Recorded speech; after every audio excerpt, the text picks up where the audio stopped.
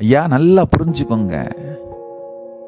மருத்துவங்கிற பேரால பணத்துக்காக உங்க உயிரை குடிக்கிற மருத்துவத்தை நீங்கள் நம்பிக்கொண்டிருக்கிறீர்கள். இது எப்படின்னா, ஆட்டு கூட்டத்தை ஒரு சிங்கம் மனோவசியம் பண்ணி நீங்கெல்லாம் சிங்கம்னு அந்த ஆட்டு கூட்டங்களுக்கு சொல்லி கொடுத்துட்டு இருந்துதான். இன்னொரு சிங்கம் கேட்டுச்சான், ஏன் இதை பண்றேன்னு.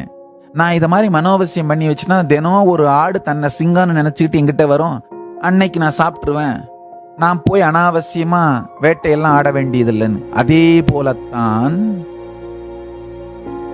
உங்கள் துரோகிகள் உங்களை மனோவசியம் செய்து அவர்கள் உங்களுடைய நண்பர்கள் என்று உங்களை நம்ப வைத்துக் கொண்டிருக்கிறார்கள். இந்த உண்மையெல்லாம் உங்களுக்கு சொல்லுபவர்களை உங்கள் துரோகிகளாக உங்களுக்கு உருவகப்படுத்தி காட்டுகிறார்கள்.